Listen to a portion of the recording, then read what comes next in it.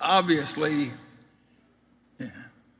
it's logical if you're in business and you can make the thing in Mexico way cheaper. It's natural to open a factory in Mexico and get your parts cheaper, and a lot of the auto manufacturers have done exactly that. On the other hand, nobody wants to hollow out the whole country. We want the whole world to prosper. We're continuously thinking about Mexico, so we will be American-oriented. Hello, Mr. Buffett and Mr. Munger. My name's Connor. I'm an economics student at the University of Nottingham. My question for you today is, during the pandemic, we witnessed supply chain shortages, especially from Asia. As a result, companies have chosen, with political tensions, to move production away. Should companies make these decisions, and should the government support them? Charlie? Well, that's a good question. Yeah.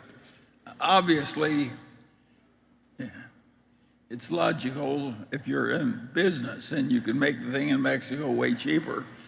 It's natural to open a factory in Mexico and get your parts cheaper, and a lot of the auto manufacturers have done exactly that. On the other hand, nobody wants to hollow out the whole country so all the manufacturing jobs are elsewhere and we're all living like a bunch of farmers, like English colonies in 1820 or something. And these ideas are, of course, in big tension. We don't have that much foreign production. Right, Warren? Yeah, well, but we've lost, originally Berkshire Hathaway is a textile manufacturer. It lost because the South became feasible versus the North, and of course then eventually the South got expensive compared to China. Sure, and society benefits, and some people get killed in that sort of a situation. And a rich society should take care, one way or another, and of people that worked in our shoe factories, people who worked in our textile companies. I mean, if you worked in our textile operation in 1964, when we took it over, half our workers only spoke Portuguese, and they weren't getting great wages at all. But now you could do it in the South, and we were doomed to go out of business. And it wasn't the fault of the worker in any way, shape, or form. It wasn't our fault. We kept trying to compete. Well, it was TVA had cheap power down there. Sure. And textile is really congealed power. And air conditioning changed everything, because the heat in those damn places were impossible. That's a lot of things.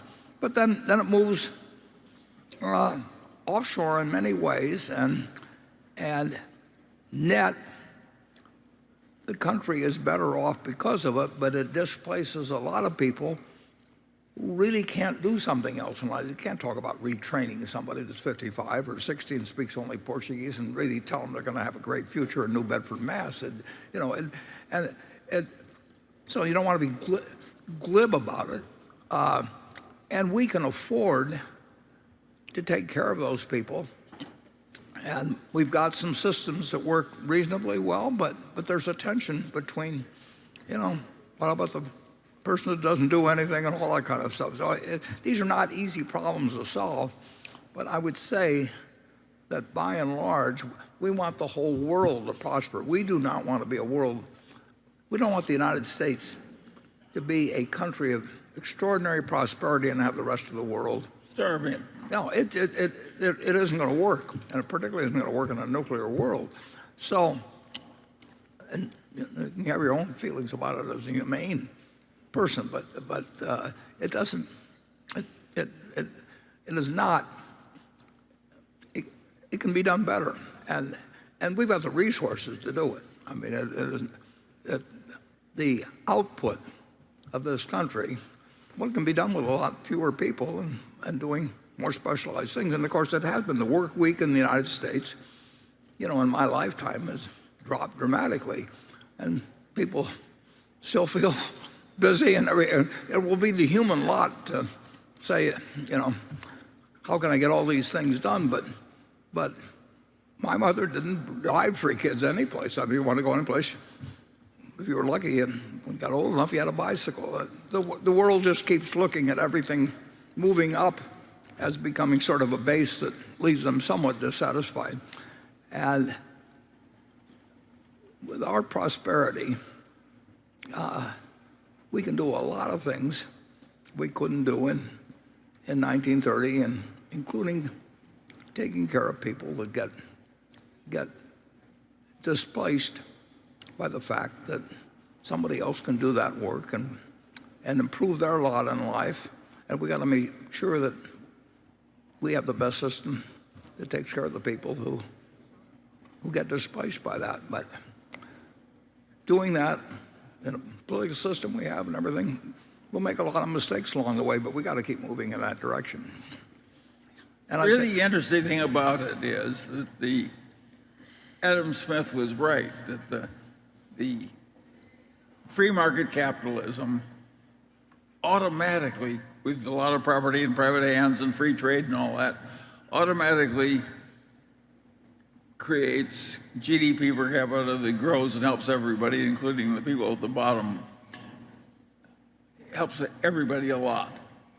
But inherent in the process, there's a lot of pain in that free market capitalism. For instance, to the Portuguese workers in a textile company in New Bedford.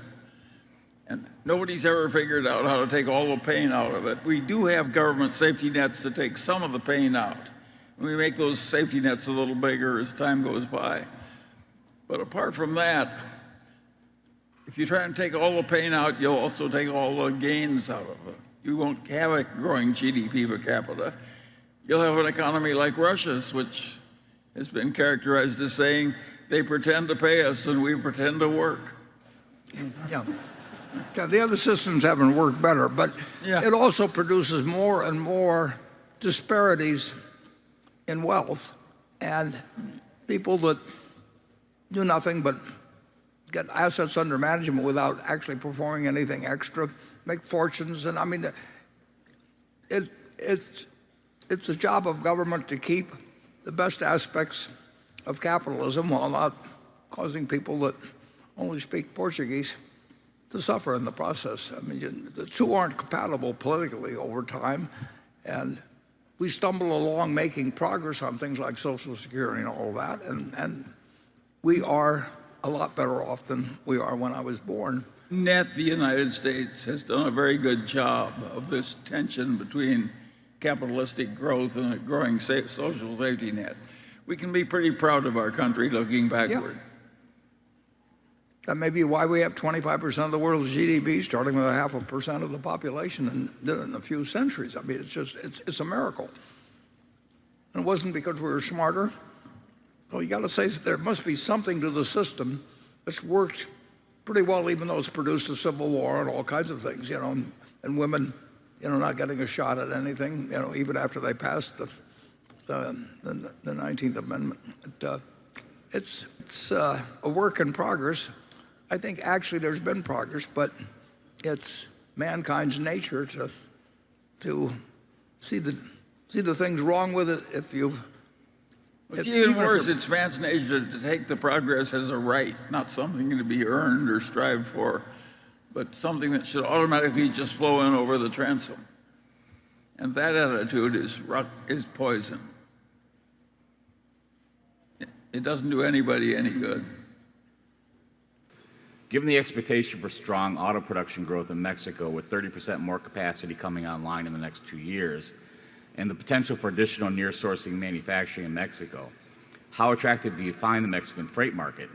In terms of what we can do with our money and what we see as the prospects, there are good prospects there, but there are good prospects elsewhere for traffic too. So it doesn't make sense for us, but maybe someday something will. But the math does not work for Mexico. But we'll continue. We're continuously thinking about Mexico, but we're thinking about lots of other markets too. There are lots of possibilities for moving more freight on the BNSF over the years, and we won't forget about Mexico, but we won't do anything silly either. Charlie? I don't know how to say, it's awfully easy to imagine combinations that just make you rich with sleight of hand. What about the supply chains in Berkshire Hathaway? Are they American-centric? These selected snippets will give you an overall idea. Please watch until the end to find out, and please subscribe too. We're all American-made. American-made delicious is one of our mottos. And so we make everything in California, and we actually source most of our ingredients from the Western United States, which was a godsend in many ways because we have these long tenured relationships, and we have a lot of suppliers that are very dependent on the supply chain. So we tried our best through our procurement team to anticipate that and to get out ahead of things. And so we were able to manage it fairly well. Now, there are definitely cost pressures. We see that today. We definitely see that for the balance of the year. But we've been able to provide the best candy you can find any place. And so it never halted any of our products, really, but it's definitely been, like everybody else, it's created pressure. Field chicken farming doesn't really exist in Nebraska. So Costco is paying the not-so-cheap price of $440 million to make it happen. Costco will own the chickens, feed, and the processing plant. Local farmers will own the barns and equipment and raise Costco's chickens to maturity. Then, the chickens will go to the plant in Fremont, Nebraska, where workers will prep the birds for sale. Some will be sold in parts, but most will become those famous rotisserie chickens. This model is called vertically integrated agriculture.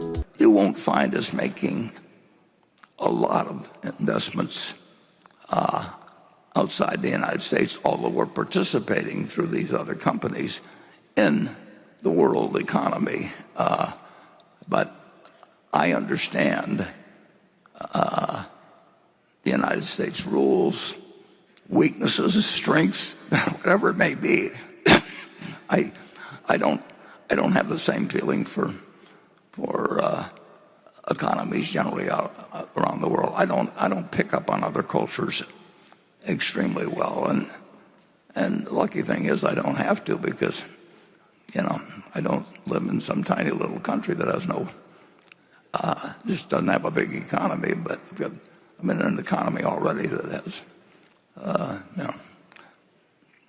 after starting out with 0.5% of the world's population, has ended up with well over 20% of the world's output in an amazingly short period of time. So we will be American oriented.